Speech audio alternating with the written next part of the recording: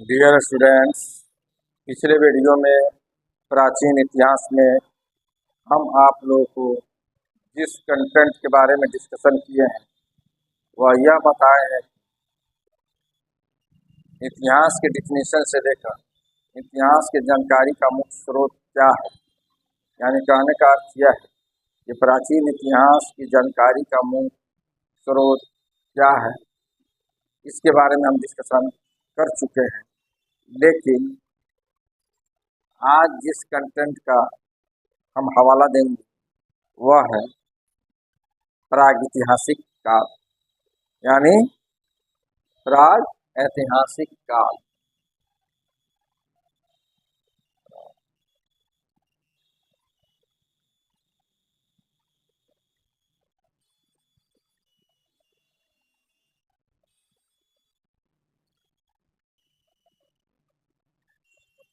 प्रागैतिहासिक काल, तो जाहिर सी बात है प्रागैतिहासिक काल को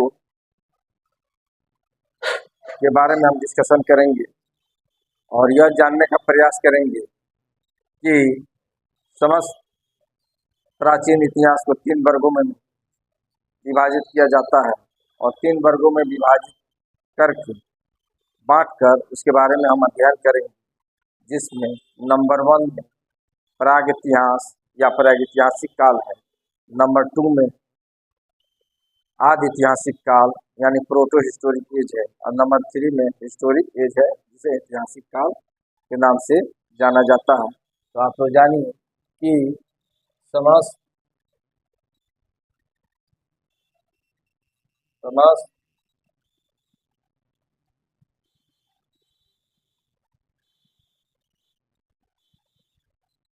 इतिहास को 3 वर्गों में बांटकर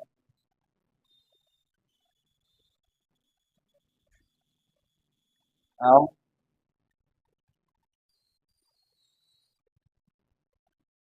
अध्ययन करेंगे, जिसमें पहला आप लोग पढ़ना है। पहला जो कंटेंट है वह है प्री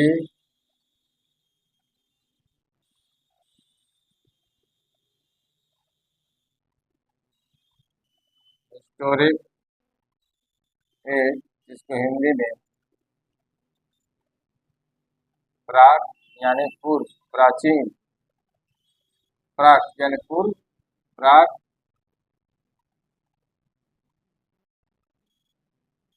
ऐतिहासिक, प्राग ऐतिहासिक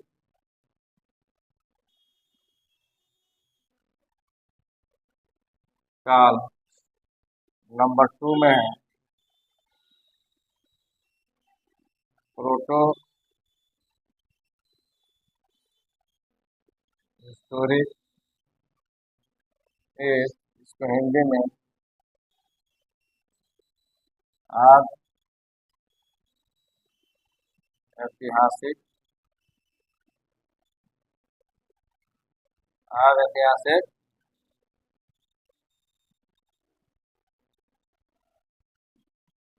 काल के नाम से जाना जाता है।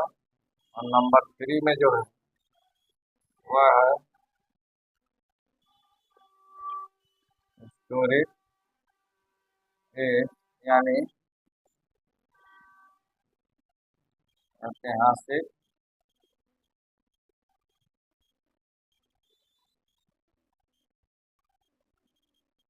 काल। तो इस 3 कंटेंट के बारे में हम डिस्कशन करेंगे, जिसमें पहला है ऐतिहासिक काल, जिसमें पहला है प्राग ऐतिहासिक काल, पहला है प्राग ऐतिहासिक प्राग ऐतिहासिक काल। नंबर 2 में है आदि ऐतिहासिक काल, नंबर 3 में है ऐतिहासिक काल। तो जाहिर सी बात है प्राग ऐतिहासिक काल में, इस काल में मनुष्य के घटनाओं से संबंधित जो भी हमें जानकारी प्राप्त होती है वो पाषाण से बने उपकरण यानी पत्थर से बने उपकरण, हथियारों और मिट्टी के बर्तनों और खिलौनों इत्यादि से हमें जानकारी मिलती है। तो किसके बारे में मिलती है? तो प्रागैतिहासिक के बारे में।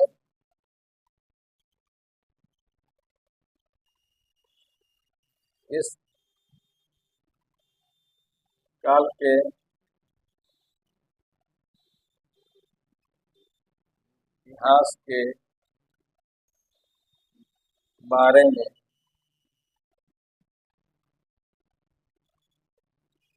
मानव इस काल के इतिहास के बारे में मानव से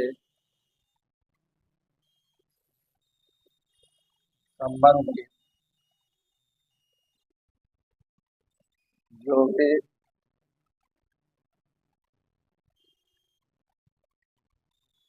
घटनाओं का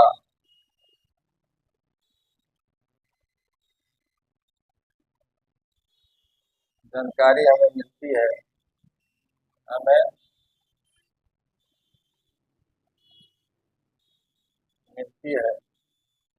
वह पाषाण यानी पत्थर,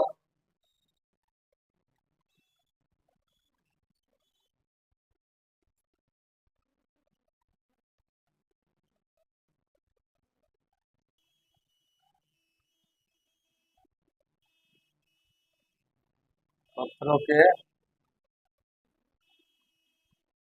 बने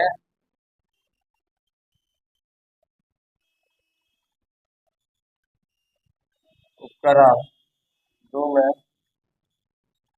मिट्टी के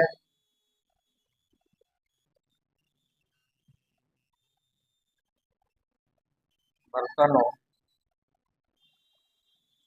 एवं खिलौनों से हमें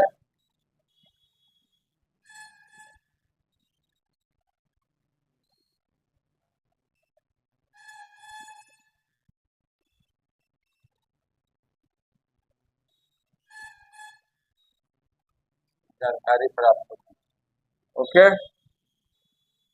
तो यानी प्री हिस्टोरिक एज, किस काल में इतिहास के बारे में मानव से संबंधित जो भी घटनाओं का जानकारी हमें मिलती है वह कहाँ से मिलती है? पत्थर से बने उपकरण, मिट्टी के बर्तनों और खिलौनों से हमें जानकारी मिलती है।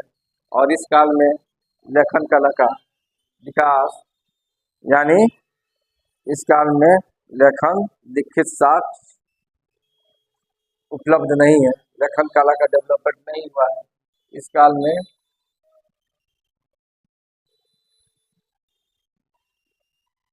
इस काल में लेखन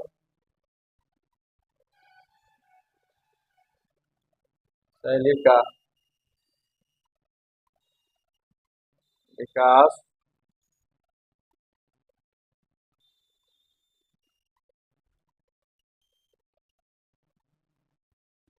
नहीं हुआ।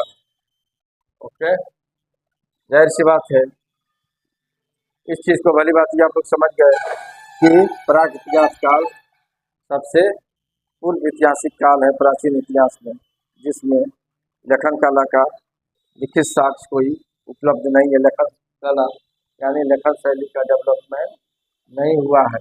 इस चीज को समझ गए होंगे। अब आते हैं हम ऐतिहासिक काल यानी आदि ऐतिहासिक काल। तो आदि ऐतिहासिक काल में जो भी लेखन कला का डेवलपमेंट हुआ है, लेकिन उसको पढ़ने में किसी भी इतिहासकार को सफलता नहीं मिली है। तो जाहिर सी बात है प्राग ऐतिहासिक काल में हमारा जो मानव का पूर्वज है होमोसेपियंस, वह झुंड बाय झुंड जंगलों में रहता था और कच्चा मांस खाता था और कच्चा मांस खाकर अपने जीवन यापन करता था। और हमारा जो मानव का पूर्वज है वो होमोसेपियंस है, और इस पृथ्वी पर जो पैर रखा उसका डेवलपमेंट हुआ तो वह प्रोटो हिस्टोरिक एज में हुआ। तो आदि ऐतिहासिक काल इस उस काल को कहते हैं। इस काल में लेखन कला का क्या हुआ, डेवलपमेंट हुआ। लेकिन जो भी एविडेंस हमें मिला उसको किसी भी इतिहासकार को पढ़ने में सफलता नहीं मिली, उसको पढ़ा नहीं जा सका। लेकिन आदि ऐतिहासिक काल में के बारे में जो भी हमें जानकारी मिलती है तो जाहिर सी बात है मनुष्य के विकास होने का यानी विकसित होने का काफ़ी प्रमाण मिलता है। तो पत्थर के हथियारों, पत्थर के शिलालेख और पाषाण युगीन संस्कृति का डेवलपमेंट के बारे में हमें जानकारी मिलती है। इस काल में ही मानव लगभग हर चीज़ से परिचित हो गया और अपना सही जीवन निर्वाह करने लगा, जो जाकर ऐतिहासिक काल में काफ़ी विकसित हुआ। जैसे पाषाण युगीन कल्चर में 3 भागों में बांटकर हम आपको नेक्स्ट वीडियो में बताएंगे कि पाषाण युगीन कल्चर को पूरा पाषाण काल, मध्य पाषाण काल और नव पाषाण काल में बांटकर इन तीनों कंटेंट के बारे में हम नेक्स्ट वीडियो में स्टडी करेंगे और आपको बताएंगे कि पूरा पाषाण काल के अंतर्गत किस किस कंटेंट का अध्ययन करना है, मध्य पाषाण काल के अंतर्गत किसके बारे में जानना है और नव पाषाण काल के बारे में पाषाण काल में किस चीज़ का विकास हुआ। तो इस चीज़ को भली बात आप लोग समझिएगा। लेकिन फिलहाल आप लोग जानिए कि मानव की कहानी, मानव का डेवलपमेंट यानी हमारा जो पूर्वज होमो सेपियन जो डेवलप हुआ, जो विकसित हुआ, वह प्रोटो हिस्टोरिक एज में हुआ। और इस काल में लेखन शैली का भी विकास हुआ, लेकिन इसको पढ़ने में किसी भी इतिहासकार को सफलता नहीं मिली। अब हम आते हैं, जाहिर सी बात है, ऐतिहासिक काल। तो ऐतिहासिक काल उस काल को कहा जाता है, ऐतिहासिक काल उस काल को कहा जाता है जिसमें मनुष्य से संबंधित सभी लिखित विवरण उपलब्ध है और उसको पढ़ने का भी इतिहासकार प्रयास करते हैं और कर रहे हैं, और उसको पढ़कर हमें इतिहास के बारे में जानकारी मिलती है, जिसमें सर्वप्रथम प्रयास इस लेखन शैली को यानी शिलालेखों को पढ़ने में सर्वप्रथम प्रयास जेम्स प्रिंसेप ने किया था। वो कब किया था? तो 1837 ईस्वी में, यानी जेम्स प्रिंसेप ने सफलता प्राप्त की थी अभिलेख को पढ़ने में। तो जेम्स प्रिंसेप कौन थे? तो इस चीज़ के बारे में, James Prinsep east India company के एक अधिकारी थे।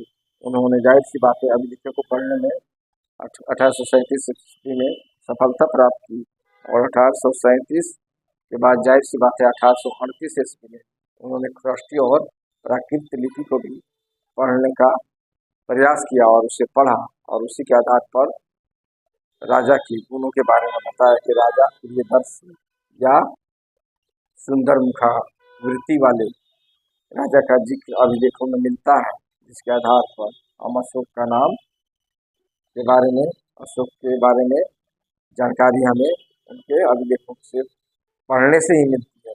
उस अभिलेख का जो जाहिर सी बात है, उस अभिलेख का जो सर्वप्रथम खोज किया था तो किसने किया था? तो इस चीज़ को जानिए, उस अभिलेख का खोज सर्वप्रथम फ्रैंकलर यानी फ्रैंकलर ने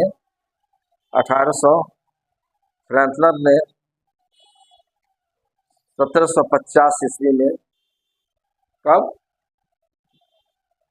यानी जेम्स फ्रैंकलर ने 1750 ईस्वी में अभिलेखों को खोज की, सर्वप्रथम शिलालेखों को खोज की और उसी शिलालेख को पढ़कर अशोक ने उसी शिलालेख को पढ़कर जेम्स प्रिंसेप ने ख्रस्टी और प्राकृत लिपि को पढ़ा और उस काल के, उस समय के राजाओं के गुणों के बारे में बताया जिसमें उन्होंने अशोक के बारे में जिक्र किया है। ओके, फिर नेक्स्ट वीडियो में हम पाषाण संस्कृति के बारे में डिस्कशन करेंगे। Okay, thanks.